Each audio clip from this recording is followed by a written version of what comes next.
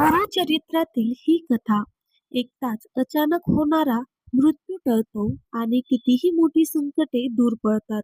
मनुष्याच्या भाग्यातील दारिद्र्य, साडेसाती, पनौती, मोठे पाप कायमचे पळून जातात.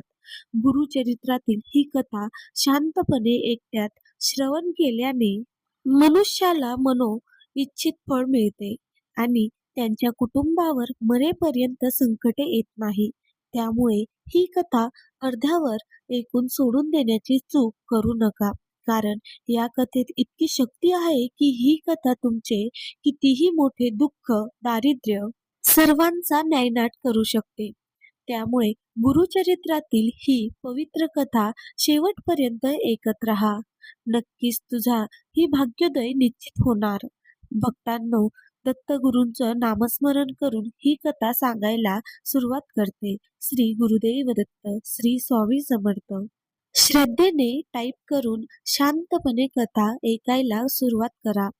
बघा, चालू क्षणाला दत्त महाराज तुमच्यावर कृपा करतील आणि मरेपर्यंत त्यांचा हात तुमच्या डोक्यावर राहील. प्रिय भक्तांनो, प्रत्येक बुधवारी किंवा गुरुवारी भक्तिभावाने गुरुचरित्रातील पवित्र कथा आपण येथे अनुभवणार आहोत. कारण गुरुचरित्र श्रवण म्हणजे दुःख, दारिद्र्य आणि भीती यावर विजय मिळवण्याचा दिव्य मार्ग आहे. गुरुचरित्र हे केवळ ग्रंथ नाही, तर जीवन बदलणारे संरक्षण कवच आहे.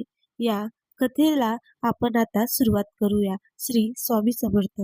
दिगंबरा दिगंबरा श्रीपाद वल्लभ दिगंबरा. नमस्कार मित्रांनो, आपल्या चॅनलवर तुमचं मनपूर्वक स्वागत आहे. आज आपण ऐकणार आहोत एका साध्या पण सच्च्या भक्ताची कथा, श्रद्धा, परीक्षा आणि गुरुकृपेची. जर तुम्हाला भक्तिमय कथा आवडत असतील तर व्हिडिओला लाईक करा आणि कमेंटमध्ये जय गुरुदेव दत्त नक्की लिहा. एका छोट्या गावात रामू नावाचा गरीब शेतकरी राहत होता. तो दररोज पहाटे उठून स्नान करून श्री दत्तात्रेय यांचे नामस्मरण करत असे. त्याच्या घरात खूप श्रीमंती नव्हती, पण मनाने समाधान होतं. पत्नी सीता आणि 2 लहान मुलं, एवढंच त्यांचं जग. रामू नेहमी म्हणायचा, देवाने दिलेलं पुरेसं आहे.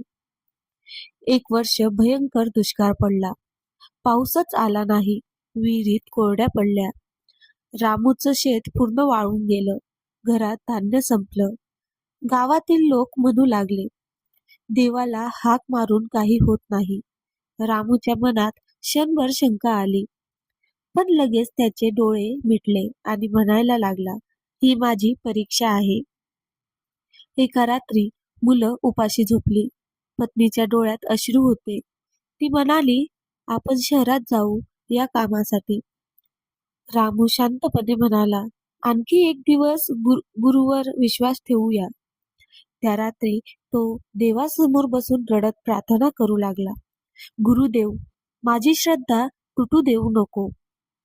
दुसऱ्या दिवशी सकाळी शेतात एक वृद्ध संन्यासी आले. त्यांच्या डोळ्यात विलक्षण तेज होते. ते म्हणाले, बाळा, तुझी श्रद्धा पाहून मी प्रसन्न झालो आहे. रामूने त्यांना पाणी दिलं. संन्याशांनी आशीर्वाद दिला आणि अदृश्य झाले. त्या रात्री गावात जोरदार पाऊस पडू लागला.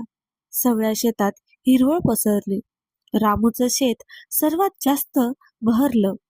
गावकऱ्यांना समजलं, ही गुरुकृपा आहे. मित्रांनो, संकट ही कायमची नसतात.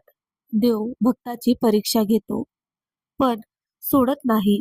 श्रद्धा, संयम आणि प्रामाणिकपणा हीच खरी शक्ती आहे.